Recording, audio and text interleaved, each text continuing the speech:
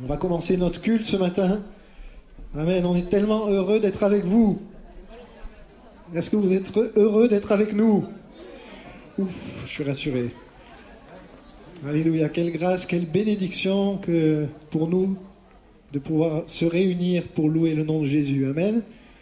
De pouvoir être ensemble et pouvoir déclarer que notre Dieu est vivant, pouvoir déclarer qu'il agit encore aujourd'hui. Amen. Est-ce que vous savez que Jésus est un Dieu victorieux? Alléluia. La victoire, elle est en Jésus. Jésus est ressuscité, il est vivant au milieu de nous ce matin. Et la victoire, elle est assurée. Amen. Alors peut-être dans ta vie ce matin, tu as des victoires à saisir.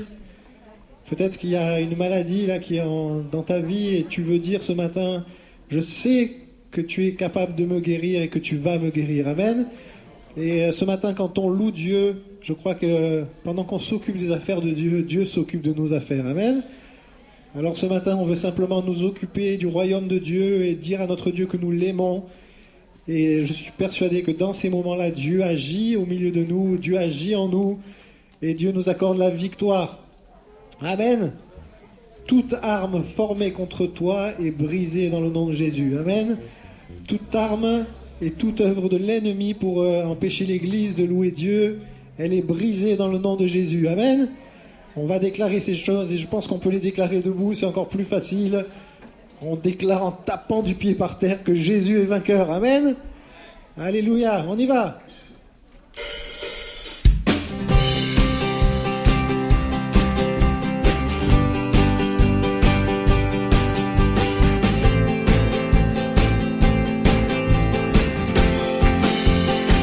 Alors on tape les mains.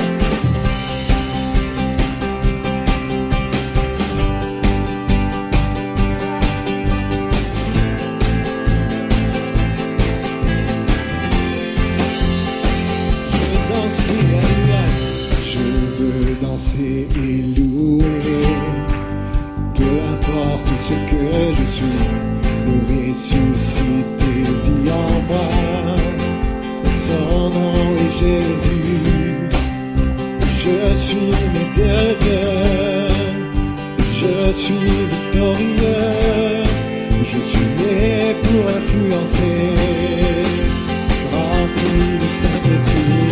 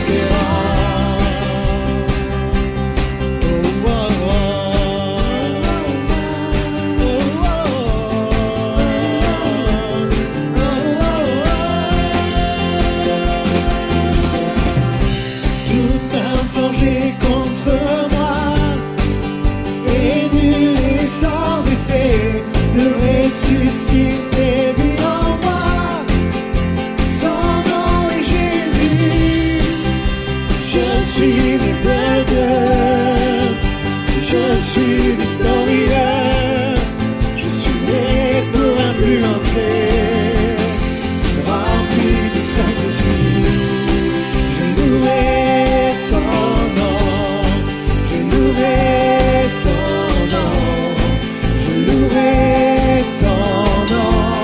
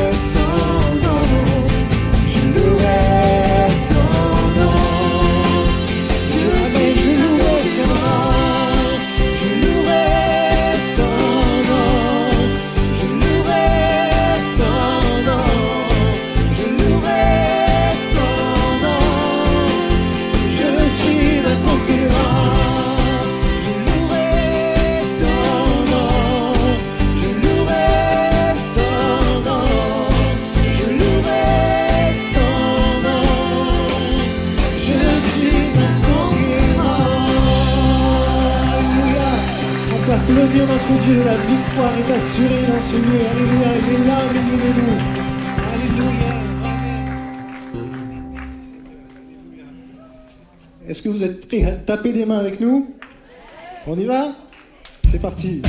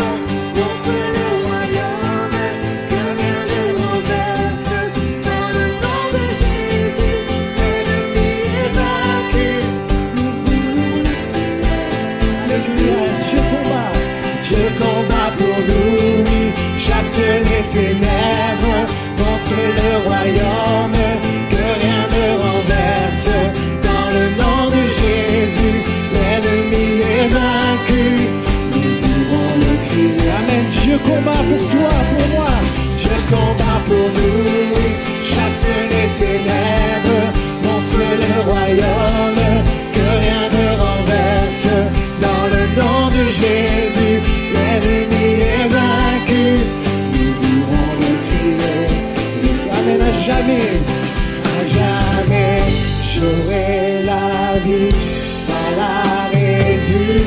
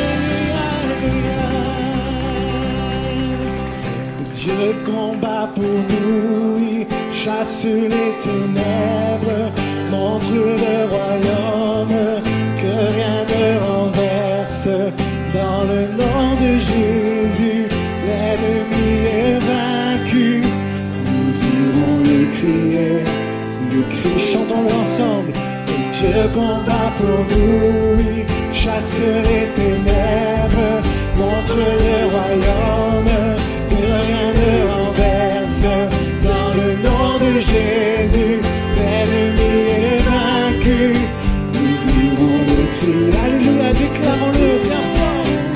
Dieu combat pour nous, oui, chasse les ténèbres, montre le royaume, que rien ne renverse. Dans le nom de Jésus, l'ennemi est vaincu. Nous tirons le cri, dernière fois, Dieu combat pour moi. Dieu combat pour nous, oui, chasse les ténèbres, montre le royaume, que rien ne renverse. Dans le nom de Jésus, l'ennemi est vaincu. Nous tirons le cri, amen, à jamais, j'aurai la vie par la résurrection de Christ. Et j'ai en moi, et je suis libre au nom de Jésus. Oh, alléluia, Seigneur, je suis libre au nom de Jésus. Nous sommes libres au nom de Jésus. L'ennemi est vaincu. Nous le déclarons, Seigneur, nous élevons nos voix pour déclarer que l'ennemi est chassé hors de ce lieu. Alléluia. Seigneur, nous sommes libres pour te louer. Oh, alléluia, toute œuvre de l'ennemi est démasquée dans le nom de Jésus. Oh, alléluia, Seigneur Jésus. Oh, amen. Nous voulons nous confier dans le nom de Jésus. Amen. Nous savons qu'en nous confiant dans le nom de Jésus, rien ne peut nous arriver. Amen. C'est un solide rocher, c'est un abri sûr, c'est un rocher solide, alléluia, sur lequel on peut compter. Alors confions-nous en Jésus, alléluia. Merci Seigneur, alléluia. J'ai cet espoir, telle une encre pour mon âme. Oh, alléluia. Dans la tempête, appuyons-nous sur Jésus, amen. je m'appuie sur toi. Dans ton amour,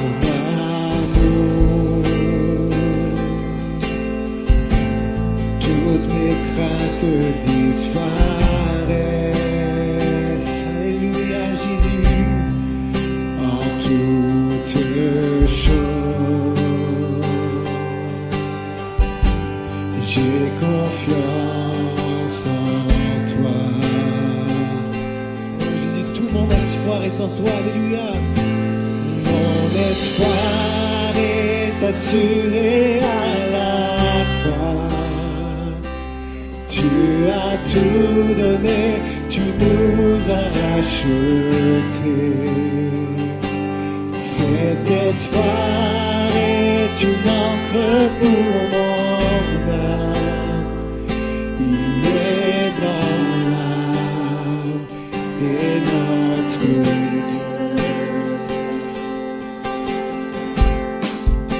Dieu éternel.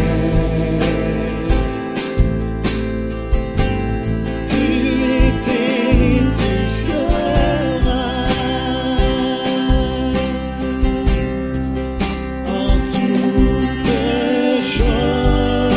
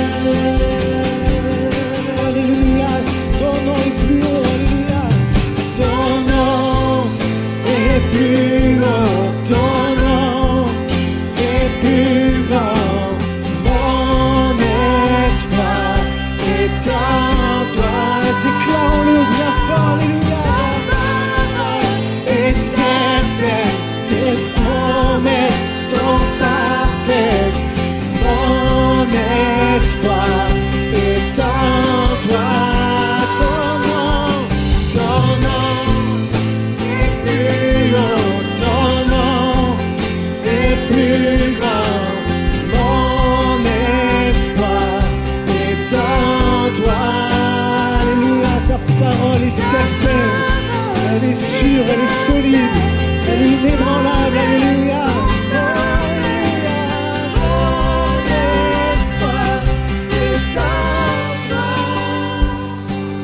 Mon espoir est assuré à la croix. Tu as tout donné, tu nous as racheté. Cet espoir est une encre pour mon âme.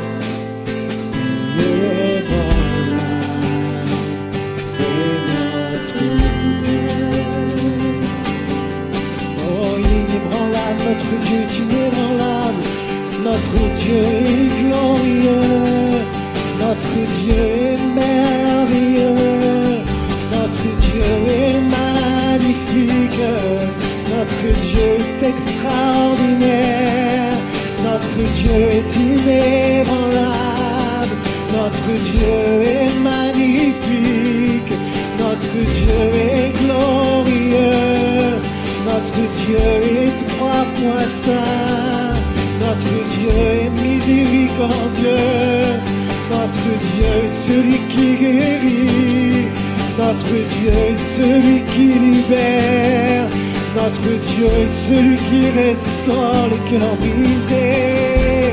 Il est magnifique, il est glorieux, il est extraordinaire.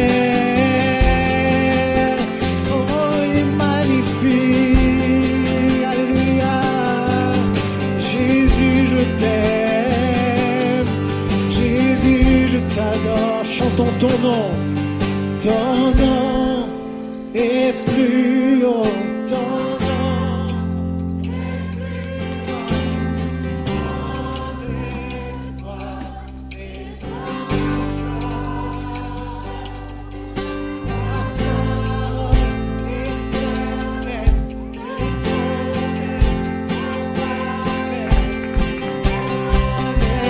alléluia. On peut compter sur Jésus, alléluia, son nom est plus haut. Et plus haut, ton nom est plus haut. Mon espoir est en toi, alléluia. Ta parole est certaine, tes promesses sont parfaites.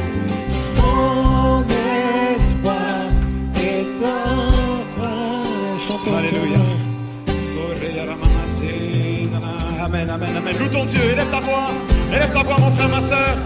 Élève ta voix, alléluia. Dieu se tient au milieu des louanges de son peuple. Il est là ce matin.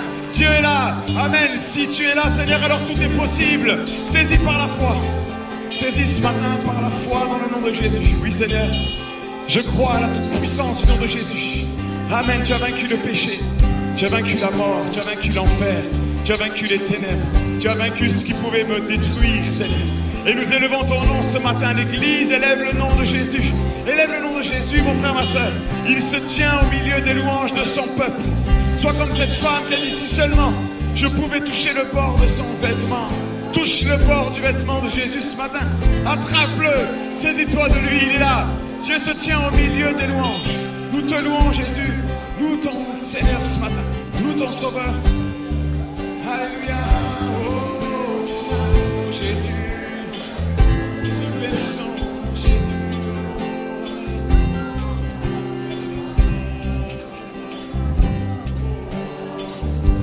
Alléluia. Je m'écris, loué soit l'Éternel, et je suis délivré de tous mes ennemis. Amen. Ce matin, on va s'écrire ensemble. Je m'écris, loué soit l'Éternel. Amen. On va élever le nom de Jésus. Amen. La délivrance est déjà acquise. La victoire est déjà acquise. Je m'écris, loué soit l'Éternel. Et je suis délivré de tous mes ennemis. Amen. Je suis délivré du péché. Peut-être quelqu'un se bat ce matin contre un péché. C'est maintenant que tu prends ta victoire. C'est maintenant que tu saisis la victoire au nom de Jésus-Christ. Seigneur, je saisis la victoire. Amen. Amen. Le sang a coulé pour me donner cette victoire. Peut-être tu te bats contre les angoisses. Saisis la victoire contre les angoisses maintenant au nom de Jésus. Je saisis la victoire contre la dépression maintenant. J'élève le nom de Jésus au-dessus de mes ennemis. Alléluia. Tu me donnes la paix ce matin. Alors que j'élève ton nom, Seigneur, tu descends, ta présence descend maintenant. Amen, amen, amen. Nous prions maintenant, Seigneur, que ta présence inonde ce lieu. Reçois mon frère, ma soeur, ouvre ta bouche. Ouvre ta bouche devant le Seigneur. Commence à l'honorer, commence à le remercier. Commence à l'adorer. Nous voulons remercier le Seigneur pour ce qu'il a fait pour nous. Un temps d'adoration, un temps où l'Église se courbe devant lui. Seigneur notre Dieu, nous te bénissons. Bénis ton Dieu maintenant. Alléluia, prépare ton cœur pour la Sainte Seine pendant que les frères s'approchent pour le Saint Repas. Nous voulons préparer nos cœurs maintenant. Nous voulons préparer nos cœurs. Et saisis par la foi, mon frère, ma soeur. Oh Jésus. Je m'écris ce matin. Loué soit l'Éternel. Et je suis délivré, Seigneur. Digne es-tu, agneau de Dieu. Digne es-tu, agneau de Dieu. Chantons, digne es-tu, agneau de Dieu. Alléluia. Digne es-tu, agneau de Dieu. Digne es-tu, agneau.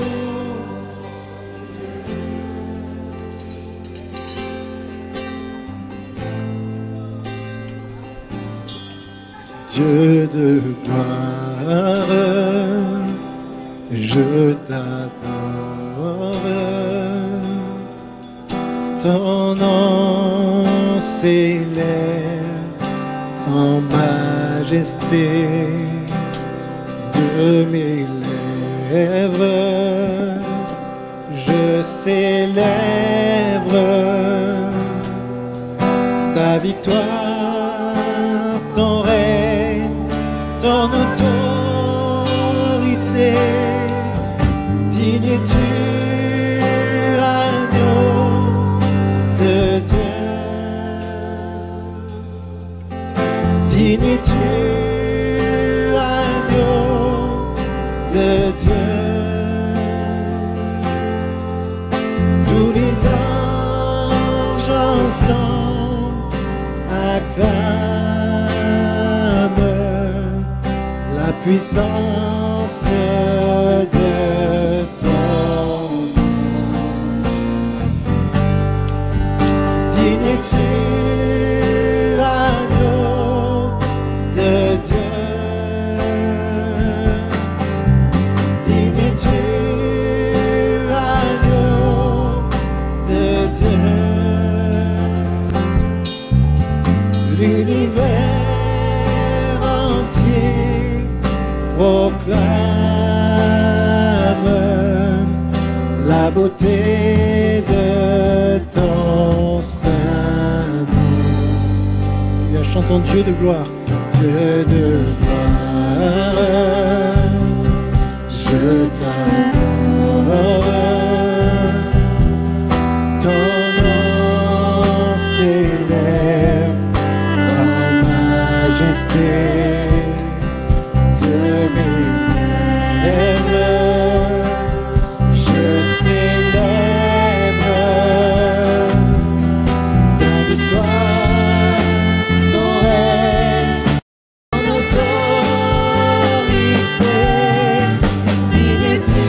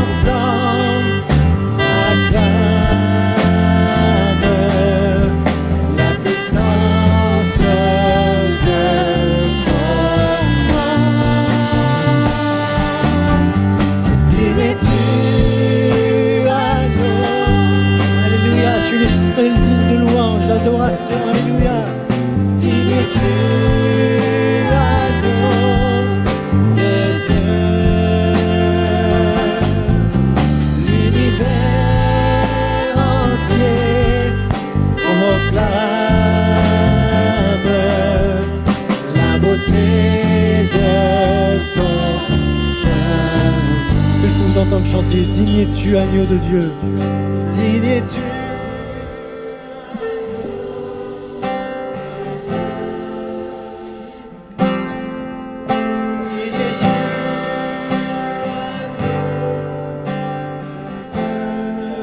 Même tous les anges ensemble.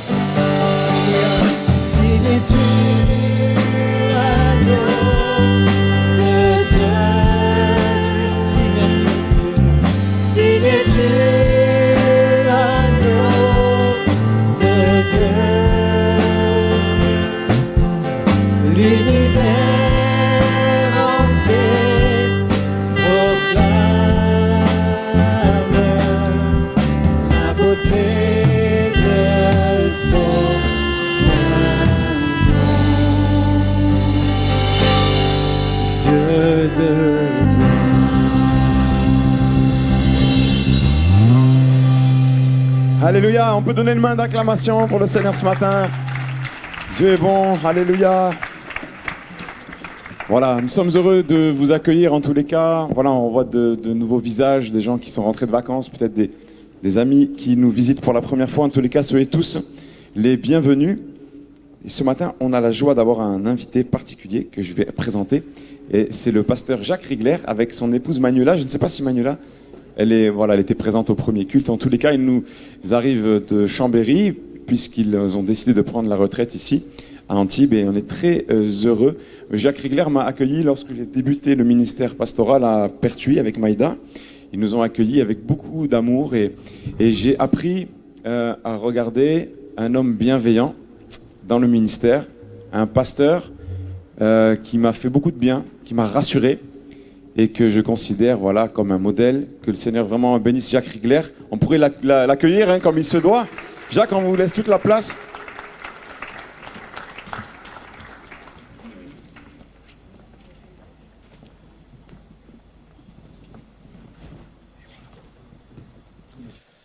Voilà, ça n'a pas été difficile pour moi d'être gentil parce que avec Alain et Maïda, parce qu'ils étaient vraiment adorables.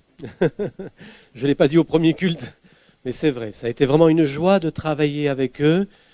Il n'y a pas eu une ombre, jamais le moindre souci, le moindre problème. Ça s'est toujours passé très très bien. Et d'une manière générale, avec les stagiaires que j'ai eu l'occasion d'avoir, ça s'est bien passé.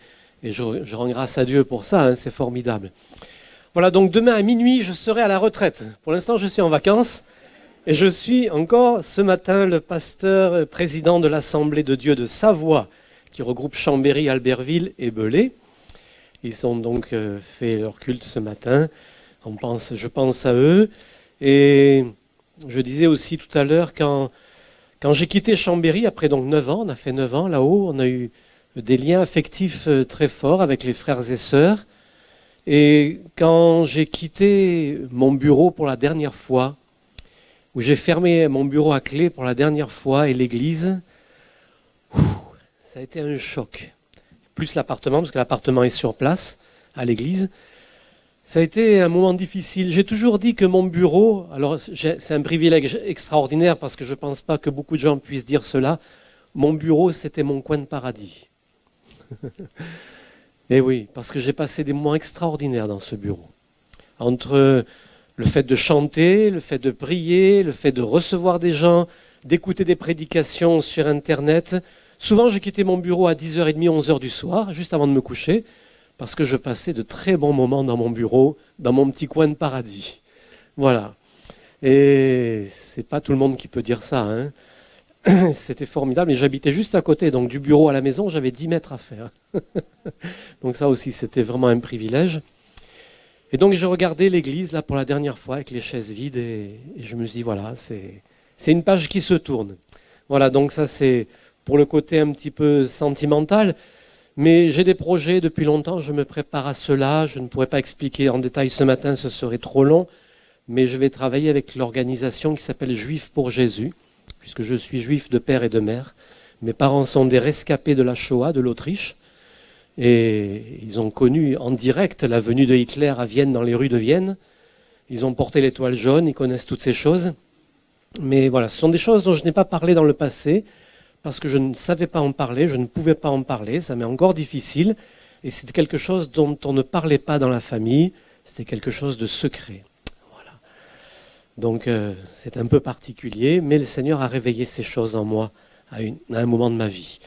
On va ouvrir la parole et on va prier aussi. On va ouvrir la parole dans le premier livre de Samuel et on va prier le Seigneur de bénir ces moments.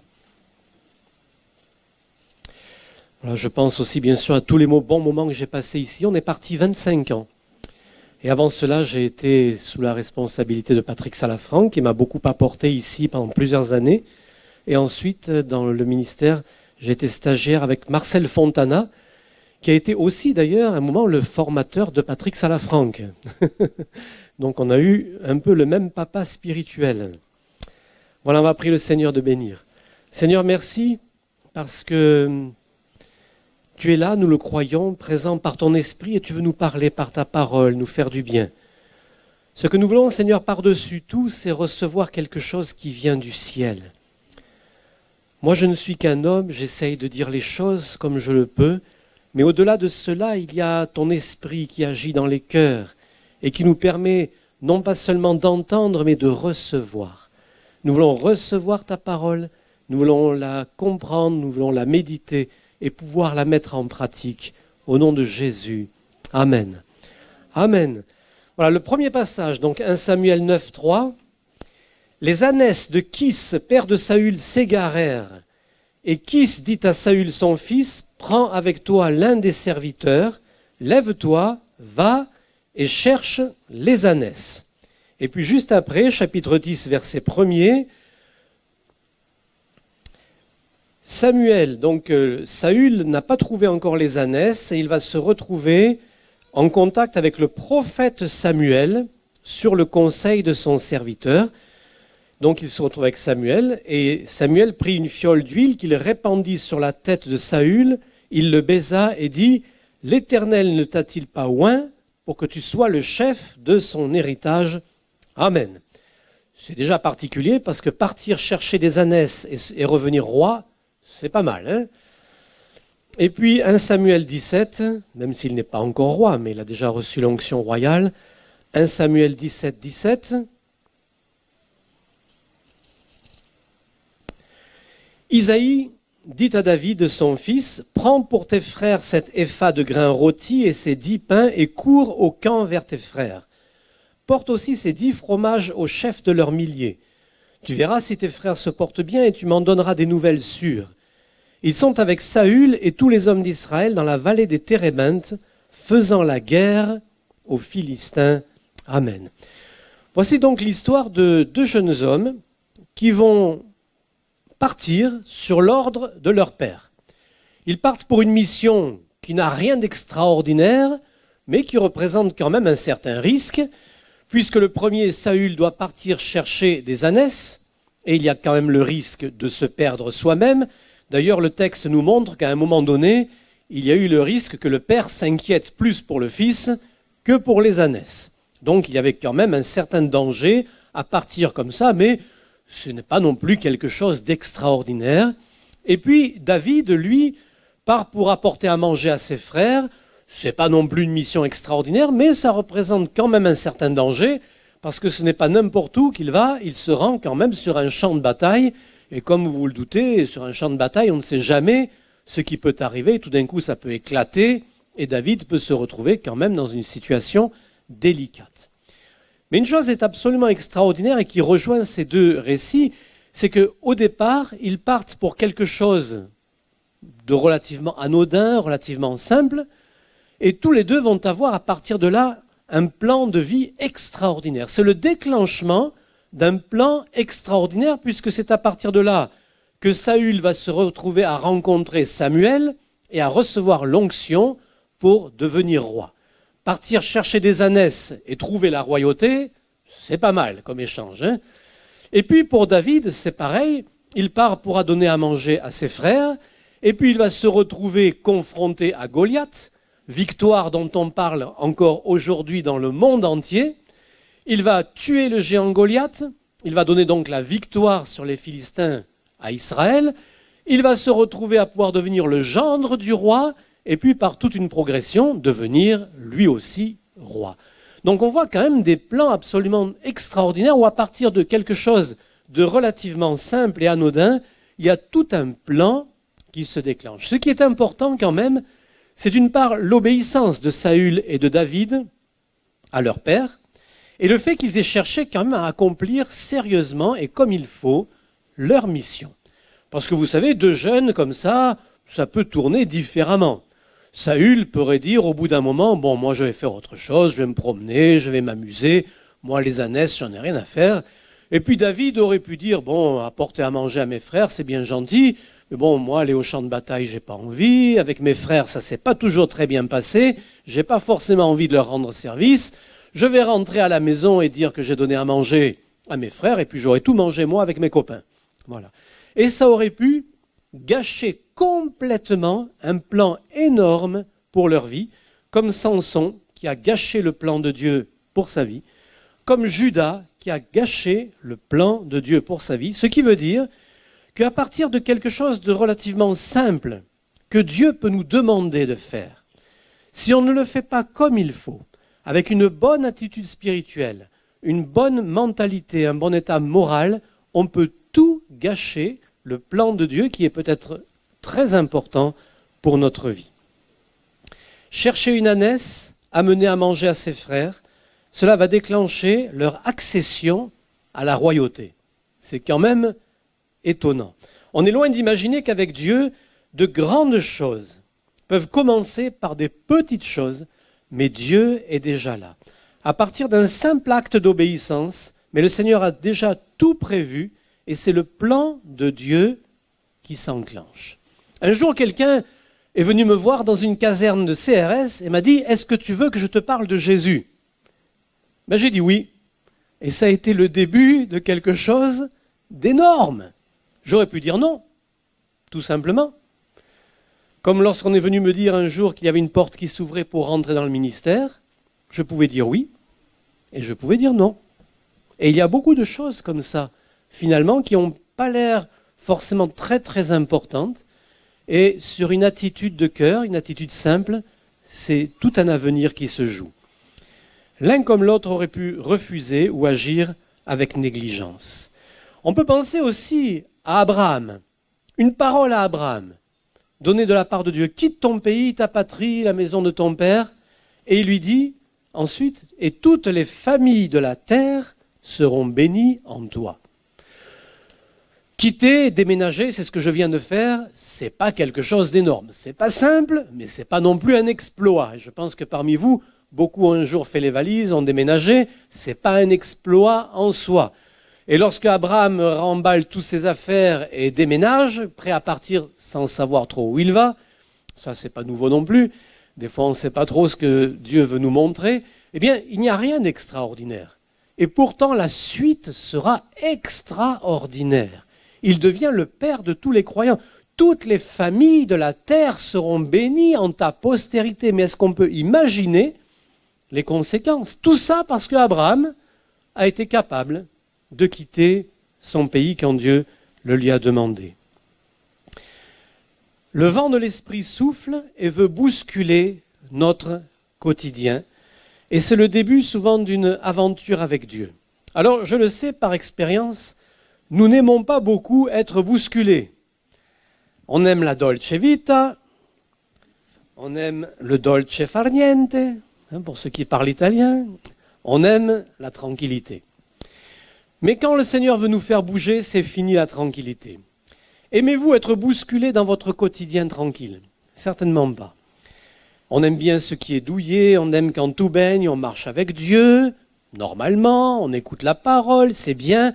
On aime chanter, on aime venir à l'église. Peut-être même on est investi dans une activité de l'église, on trouve ça très bien et on voudrait bien que ça continue comme ça. Seulement, il faudrait quand même que la parole de Dieu, sous l'action de l'Esprit, puisse parfois faire un peu bouger les choses et nous faire évoluer. Alors, je vais vous raconter une histoire, je l'ai racontée au premier culte et je tiens à la raconter parce que je trouve ça incroyable.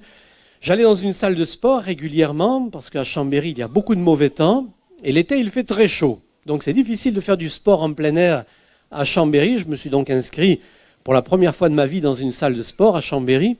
Et un jour, j'arrive dans cette salle et il y avait des affiches, plusieurs affiches un peu partout, la même, en petit, en moyen, en grand. Sur cette affiche était écrit « Si l'aventure est dangereuse, la routine est mortelle. Si l'aventure est dangereuse, la routine est mortelle. » Et je ne m'attendais pas ce jour-là, en allant dans cette salle de sport, recevoir un choc. Cette affiche, il y avait la tête d'un monsieur, une bonne bouille, plutôt rigolo, sympathique, et il y avait ça. Alors, j'ai oublié de demander au patron de cette salle de sport qu'est-ce que cette affiche faisait là, parce que je n'ai jamais fait le lien entre cette affiche et une salle de sport. Mais bon, si l'aventure est dangereuse, la routine est mortelle. Comme je le disais tout à l'heure, l'affiche était scotchée, mais moi j'étais encore plus scotché que l'affiche. J'étais fasciné par cette affiche et par la parole.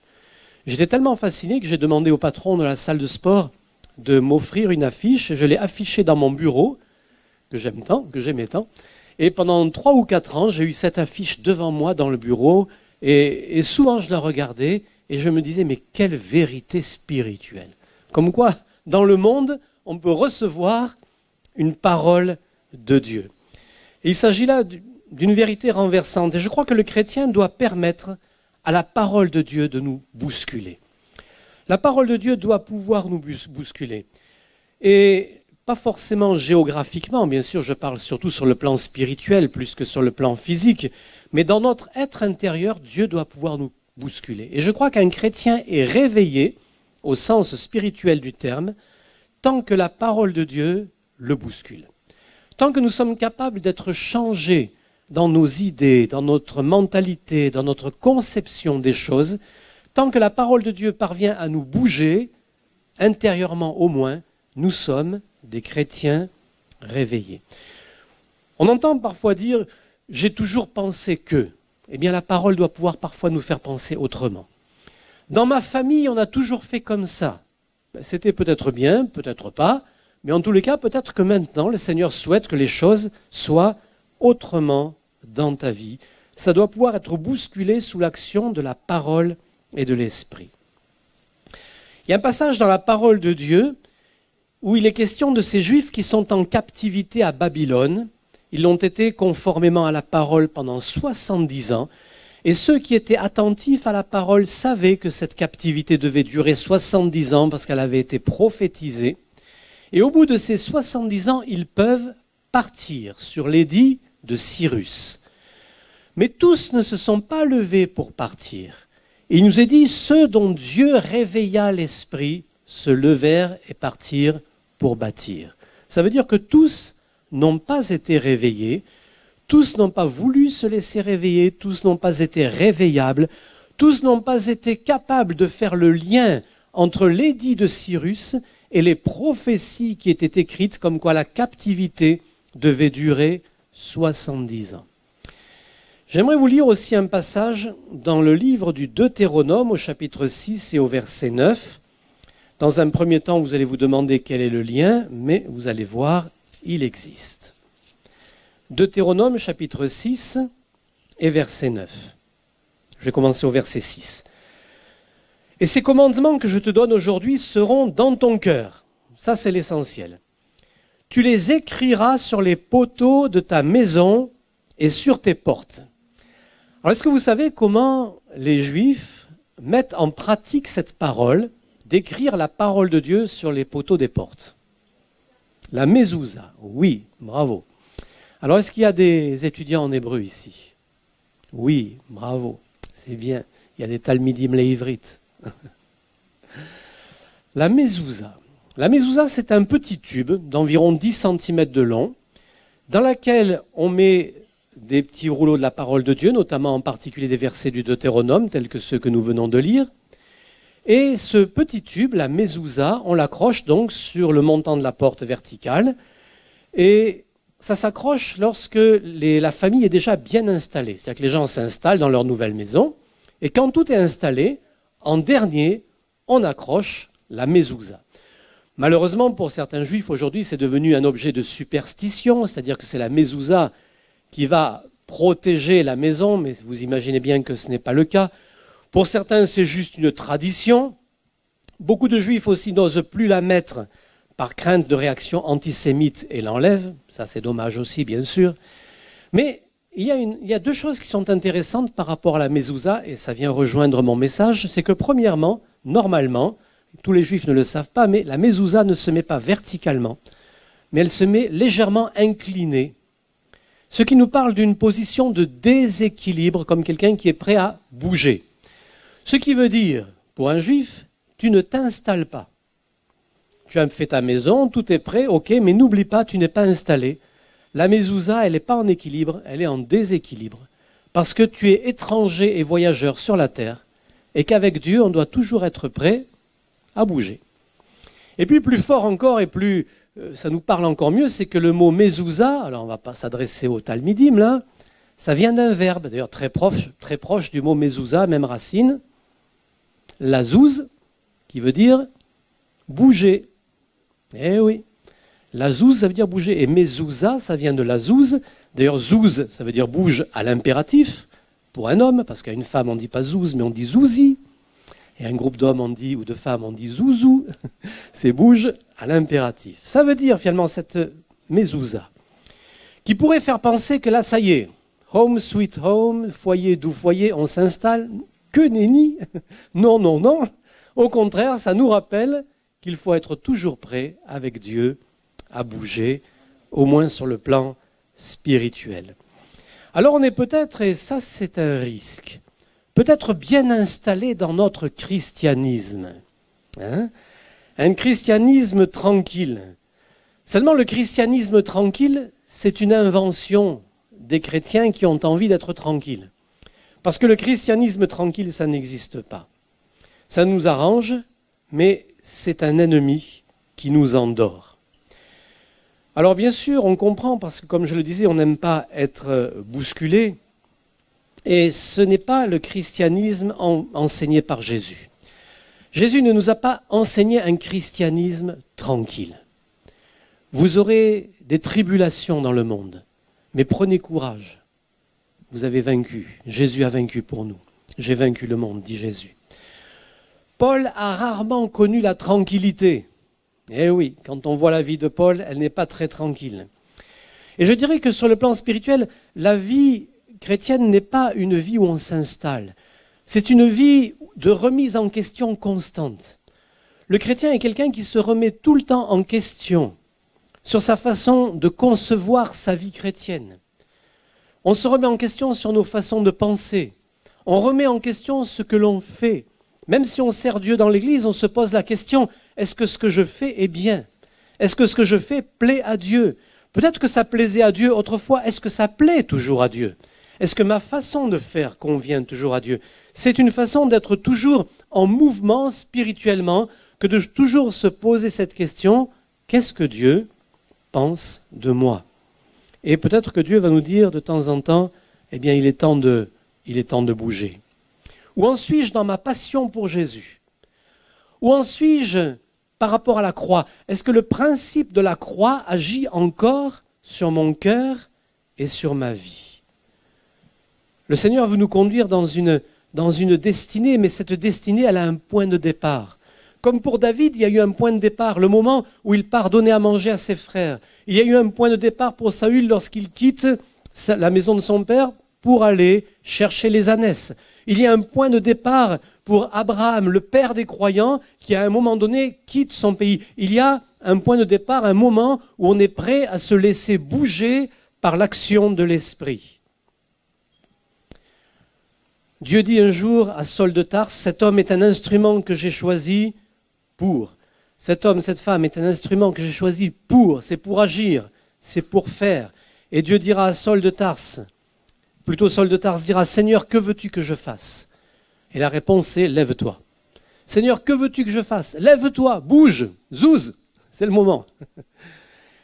Il a fallu que Ananias aussi soit bousculé dans ses convictions pour accepter d'aller à la rencontre de celui dont il avait peur, Saul de Tarse, qui était connu comme un persécuteur de l'Église. Mais il a obéi, il a accepté de bouger sur la parole de Dieu. N'oublions pas aussi que Pierre a été interpellé par l'Esprit de Dieu, par la parole de Dieu lors de la vision de la nappe, pour comprendre qu'il fallait aussi évangéliser les païens. Il a fallu que ça bouge dans sa tête. Il a fallu que ça bouge dans sa mentalité. Pour lui, c'était impossible d'amener l'évangile, d'amener la parole de Dieu aux païens. Il ne fallait même pas entrer chez eux. Il ne fallait même pas être en contact avec eux. Et il a fallu qu'il y ait un changement dans sa tête. Et la question qui se pose aujourd'hui à chacun d'entre nous, est-ce que nous sommes capables de laisser Dieu nous changer? Semaine après semaine, mois après mois, année après année, nous écoutons la parole. Déjà, si nous nous sommes convertis, c'est que Dieu a bougé beaucoup de choses dans notre cœur, et c'est bien. Parce que finalement, c'est ce qui s'est passé à notre conversion. Nous avons été secoués par l'action de la parole et de l'Esprit. Ça a bougé beaucoup de choses dans notre vie. Et puis le temps a passé, et nous nous sommes peut-être un peu trop installés dans une vie chrétienne relativement facile. C'est dans notre nature humaine de rechercher la facilité. Nous aimons cela, c'est normal. Mais à un moment donné, il faut que Dieu puisse nous parler et nous dire, voilà, tu t'es installé, maintenant tu vas repartir. Maintenant, et tu vas redémarrer. Maintenant, il y a quelque chose d'autre pour toi. Maintenant, il y a quelque chose de nouveau. Peut-être que Dieu a permis aussi qu'il y ait un temps relatif de repos, de paix, de tranquillité. Dieu permet aussi cela, mais ce n'est pas pour toujours. D'ailleurs, quand on voit la vie d'Abraham, on voit qu'il y a eu un moment où il s'est installé, mais à un moment donné, il a fallu repartir, et il a fallu repartir en direction du sacrifice. Il y a quelque chose que nous aimerions bien éliminer dans la vie chrétienne, c'est la croix. On aimerait bien éliminer la croix de la vie chrétienne. La croix, ça nous parle justement du renoncement. Ça nous parle du renoncement à un confort de vie. Ça nous parle du renoncement à beaucoup de choses. Et vous savez, qu'on le veuille ou non, on a tous vécu cela à un moment donné, et à plusieurs, même peut-être notre vie. Nous avons tendance à vouloir mettre la croix de côté, parce que la croix, c'est difficile. Et à un moment donné, on se détourne de la croix, on commence à rentrer dans une certaine facilité. Et à un moment donné de notre vie, le Seigneur nous rappelle que l'objectif, c'est la croix. Que l'objectif, ce n'est pas de s'installer. Que l'objectif, ce n'est pas la tranquillité. Que l'objectif, ce n'est pas la facilité, mais c'est de passer et de repasser encore par le principe de la croix. Et le principe de la croix, c'est de savoir dire à Jésus, non pas ce que je veux, mais ce que tu veux. C'est ce que Jésus a dit à Gethsémanée, où il aurait bien voulu, quelque part, éloigner le principe de la croix, si cette coupe pouvait s'éloigner de moi. Toutefois, non pas ce que je veux, mais ce que tu veux. Et voyez-vous, ce qui se passe, c'est qu'avec le temps, avec les années, on s'installe, et on n'a plus forcément envie de passer ou de repasser par la croix, c'est-à-dire de permettre à l'Esprit de Dieu de nous dire, maintenant tu vas te lever, tu t'es un petit peu assis, tu t'es un petit peu reposé, maintenant tu vas redémarrer. C'est un moment, ce sont des moments difficiles. Ce sont les moments les plus difficiles de la vie chrétienne. Comme nous savons très bien que le moment le plus difficile pour Jésus fut dans le jardin de Gethsémanée. Et puis à partir du moment où il a accepté, où il a dit non pas ce que je veux, mais ce que tu veux, les événements s'enclenchent et ne s'arrêtent plus jusqu'à la crucifixion, la résurrection, et Jésus reçoit le nom qui est au-dessus de tout nom, et il règne au siècle des siècles. Quelqu'un disait qu'on est vieux quand on n'a plus de rêves. Alors je ne suis pas vieux parce que j'ai plein de rêves dans ma tête. Gloire à Dieu. Mais j'aimerais aussi dire quelque chose qui n'est pas de moi, mais qui est intéressant. J'ai trouvé ça très intéressant. Et je crois que les chrétiens doivent avoir sur leur cœur un rêve. Un rêve, bien sûr, en relation avec l'œuvre de Dieu. En relation avec l'évangélisation, avec le salut des âmes, avec la prospérité de l'Église, avec la vision du royaume de Dieu. Les chrétiens doivent rêver de bonnes choses. Et je crois que tout est possible à celui qui croit, que rien n'est impossible à Dieu, Et que lorsque Dieu dépose, et il faut bien sûr que ça vienne de Dieu sur notre cœur, un rêve, eh bien, il va rendre l'impossible possible. Ce qui ne veut pas dire que de notre côté, il ne faudra rester sans rien faire. Parce qu'il y aura un travail à accomplir pour la réalisation de ce rêve. Bien sûr qu'on aura besoin de l'action de l'Esprit, on aura besoin de Dieu, on aura besoin qu'il nous aide à faire ce qu'on n'est pas capable de faire. Mais il y aura une part importante à faire. Et j'ai entendu un jour cette expression, il y a ceux qui se lèvent tôt pour accomplir leur rêve, et il y a ceux qui restent couchés pour continuer à rêver. J'ai trouvé ça formidable. Vous savez, il y a des gens comme ça, c'est pas dans la Bible, hein, mais il y a des gens comme ça qui vous sortent des vérités, c'est extraordinaire, et c'est plein de bon sens. Et je crois que malheureusement, il y a des chrétiens qui n'ont pas accompli le rêve que Dieu a déposé sur leur cœur, parce qu'ils ne se sont pas levés pour accomplir leur rêve, mais ils ont continué à rêvasser. Eh oui. Et finalement, sans vraiment le réaliser, ils ont peut-être tout gâché parce qu'ils pensaient que Dieu allait tout faire. Mais Dieu ne fait pas tout. Il fait sa part. Il fait la part du miraculeux. Il va aussi nous rendre capables de faire des choses que normalement nous n'aurions pas dû être capables de faire. Et j'ai remarqué une chose dans le ministère, et ça c'est formidable, c'est quand on se retrouve à faire quelque chose qu'on n'aurait jamais dû pouvoir faire. On se dit, mais ça c'est pas possible, ça c'est pas de toi de parler comme ça, c'est pas de toi de réussir à faire ça, c'est vraiment de Dieu. Mais il y a aussi des choses sur lesquelles il va falloir beaucoup s'investir en temps et peut-être aussi en argent. Parce qu'il y a des choses qui demandent aussi des moyens financiers pour réussir quelque chose, et peut-être qu'on a un projet qui est peut-être coûteux. Dieu pourvoira, mais Dieu pourvoira pas forcément sans rien faire. Dieu est aussi celui qui est capable de donner toutes sortes de capacités miraculeuses, mais ça ne veut pas dire qu'on va rester couché à rien faire. Il y aura un travail, il y a quelque chose, il y aura un investissement, il y aura des choses à apprendre, il y aura un travail. Et ça, c'est une chose qu'il ne faut pas oublier, parce que Dieu fait sa part et nous avons la nôtre. Il y a ceux qui se lèvent tôt pour accomplir leurs rêves, avec l'aide de Dieu, et il y a ceux qui restent couchés pour continuer à rêver. En fait, ça veut dire qu'il y en a un qui se bouge et l'autre qui ne se bouge pas. Les deux ont un même objectif, les deux ont un rêve sur leur cœur, un désir, une passion pour quelque chose, mais il y en a un qui se bouge et qui se donne les moyens, et il y en a un qui ne bouge pas et qui continue à rêver, et il va rêver toute sa vie, et il va arriver à la fin de sa vie avec une grosse déception, celle de ne pas avoir accompli ce qu'il y avait sur son cœur. Je crois qu'il vaut mieux même parfois vivre un échec, parce qu'on a fait quelque chose et on s'est peut-être trompé.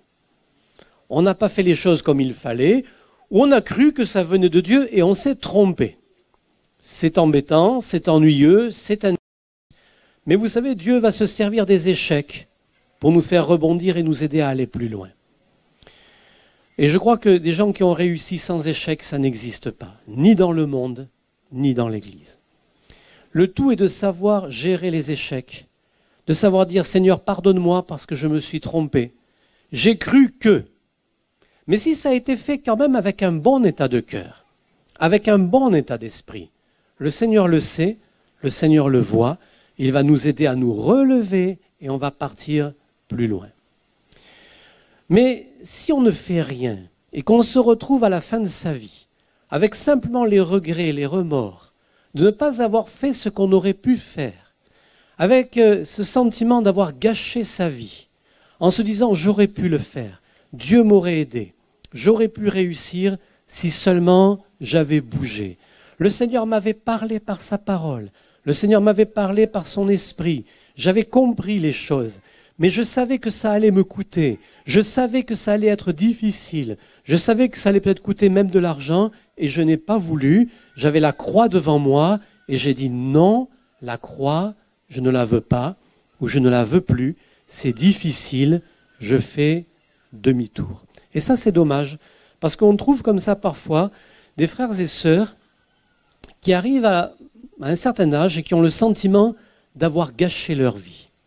Et moi, je crois qu'ils ont gâché leur vie parce qu'à un moment donné de leur vie, il y avait un déclic, il y avait un pas à faire, comme celui de David, ça a commencé par une petite chose, comme Saül, comme Abraham. Il y avait tout un plan extraordinaire pour leur vie, mais ils n'ont pas, par manque de foi, par manque d'audace, par crainte ou autre, ils n'ont pas osé déclencher le plan de Dieu pour leur vie. Parce que quelque part, nous avons quand même notre responsabilité et nous devons bien gérer cela. Vous savez, nous sommes chrétiens, nous sommes enfants de Dieu. Et les enfants de Dieu sont des hommes et des femmes qui connaissent la parole, qui doivent être capables d'être sensibles à l'Esprit de Dieu.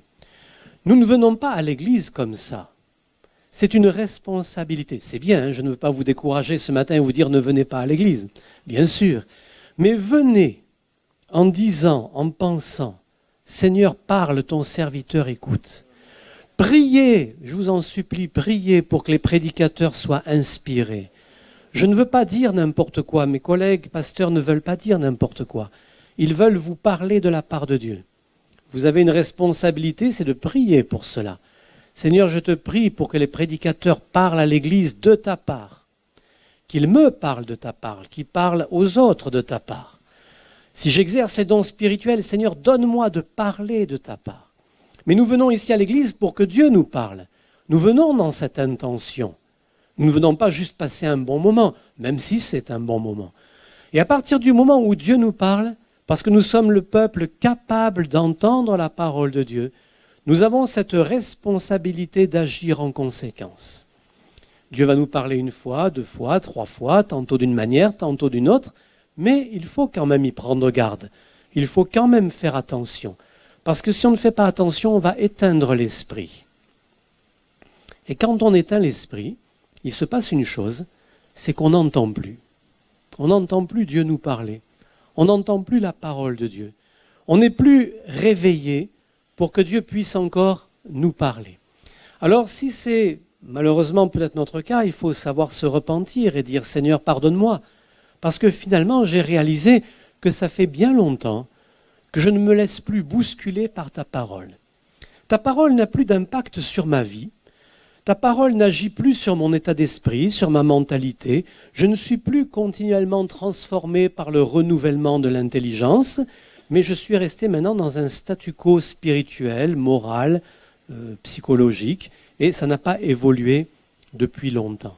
Et je crois que ce n'est pas la faute à Dieu, mais je crois que c'est nous qui avons peut-être mis à un moment donné un barrage, et nous avons dit maintenant stop, ça suffit, je n'ai plus envie de bouger, j'ai mon bâton de maréchal, j'ai réussi, je suis sauvé, je suis chrétien, je suis béni, c'est formidable, tout baigne et tout va bien.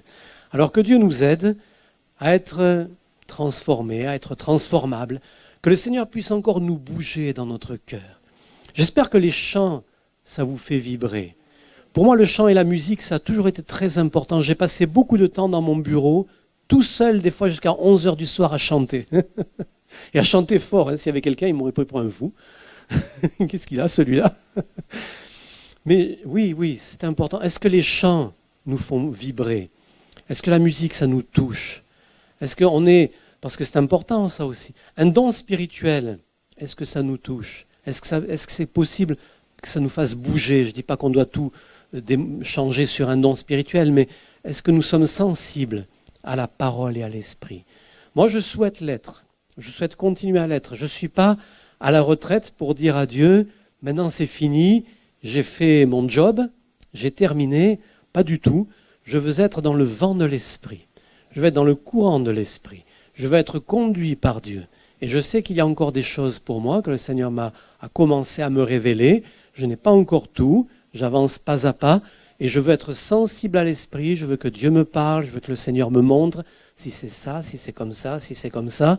Me tromper le moins possible, mais parce qu'on est rarement parfait aussi, et continuer à être dans le courant de l'esprit, et que Dieu me parle. Et je viens à l'église pour que Dieu me parle. Amen. Entre autres, c'est aussi pour vous voir. Hein. Gloire à Dieu, on va terminer par la prière. Seigneur, merci, parce que tu es là, tu es présent dans ce lieu, et tu parles à notre cœur. Tu parles à tes enfants. Et tu ne parles pas avec un langage obscur que nous ne pouvons pas comprendre, mais tu nous parles le langage de la parole de Dieu, le langage de l'Esprit que nous connaissons, parce que nous connaissons ta voix, parce que tu as fait de nous tes enfants, et nous sommes capables de discerner si quelque chose vient de toi ou pas. Nous sommes capables de savoir si tu nous parles ou pas. Et souvent, Seigneur, nous t'avons dit, parle, tes serviteurs écoutent, mais dans la réalité, nous avons parfois continué à en faire à notre tête. Seigneur, pardonne-nous, et ce que nous voulons ce matin, c'est être réveillables. C'est que tu puisses nous secouer par ta parole, par ton esprit, et nous faire encore bouger dans la direction du vent de l'esprit. Amen. Amen. Gloire à Dieu. Merci de m'avoir écouté.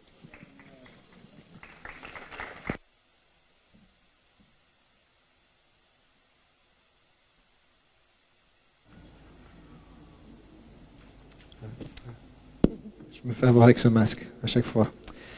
On veut chanter ensemble, Seigneur, je veux, et j'aimerais que ce soit vraiment comme une prière. Seigneur, je veux savoir quoi faire. J'ai besoin d'entendre ta voix me parler pour me diriger, me conduire. Amen. Est-ce que vous voulez chanter ce chant avec nous et faire vraiment cette prière? Tu as des choses à nous dire, Seigneur, et nous voulons avoir une oreille attentive. Seigneur, dirige-nous, s'il te plaît. Amen.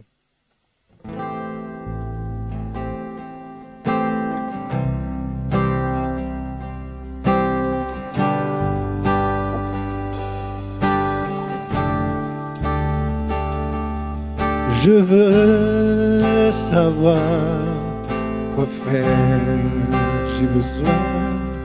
j'ai besoin d'entendre ta voix. Je veux savoir quoi faire, j'ai besoin d'entendre ta voix. Chantons encore, je veux savoir. Je veux savoir quoi faire. J'ai besoin d'entendre ta voix. Je veux savoir quoi faire. J'ai besoin d'entendre ta voix.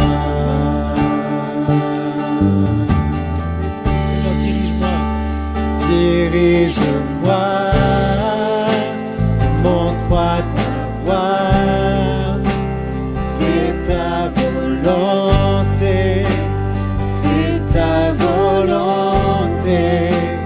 Dirige-moi, montre-moi ta voie, fais ta volonté, fais ta volonté. Dirige-moi une dernière fois. Dirige-moi, montre-moi ta voie, fais ta volonté, fais ta volonté. Dirige-moi, montre-moi ta voie, fais ta volonté.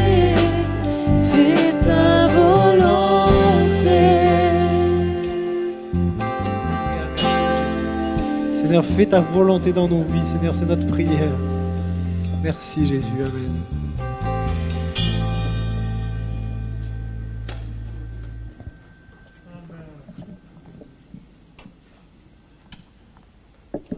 Quelle belle prière, alléluia. J'espère que vous avez fait cette prière de tout votre cœur. En tout cas, je crois que cette période de Covid que nous traversons est une période qui nous fait bouger, qui nous oblige à nous réorganiser sans cesse, à nous remettre en question aussi spirituellement pour aller toujours plus loin. Alors, j'aimerais vous donner les salutations des frères et sœurs d'Italie avec lesquels nous étions avec mon épouse cet été en Calabre en particulier, dans les villes de Rosarno, San Ferdinando, Torianova, où nous avons apporté la parole de Dieu. Voilà, ils vous donnent toutes leurs salutations. J'aimerais dire qu'on continue donc dans cette fin d'été, dans cette rentrée, avec toutes les règles sanitaires que vous connaissez. Maintenant, la distanciation d'1 mètre, sauf pour les familles, bien sûr, qui peuvent se regrouper. Si on a rompu la distance en dehors de l'église, on peut se mettre ensemble dans l'église. Mais pour les autres, merci de respecter cette distance d'1 mètre, le lavement des mains, à l'entrée, à la sortie, le masque obligatoire, enfin, toutes ces choses que vous connaissez. À partir de dimanche prochain, on modifie légèrement notre organisation et on bascule sur une organisation à 3 cultes. Donc nous aurons tous les dimanches, à partir de dimanche prochain, 2 cultes à 9h30, un culte en haut, un culte en bas, et un culte à 11h15. Pourquoi on fait ça? Parce qu'on s'est vu cette semaine avec les responsables de l'église et on s'est dit que nos enfants, nos adolescents devaient être notre priorité et que l'on devait leur réserver les locaux du bas à 11h15 pour qu'ils puissent voilà, être le plus à l'aise possible pour le culte des enfants et des adolescents. Donc voilà, on aura la reprise de l'école du dimanche. Je crois que ce sera le 20 septembre. En principe, on est en train de s'y préparer, mais dès la semaine prochaine, on s'organise et on vous encourage, en particulier tous ceux qui n'ont pas d'enfants ni d'adolescents et qui peuvent venir à 9h30, à venir à 9h30 pour voilà, remplir la salle du haut et la salle du bas à 9h30 et permettre qu'on puisse ne pas rompre les distances à 11h15 comme ce matin. Je pense que c'est très bien ainsi.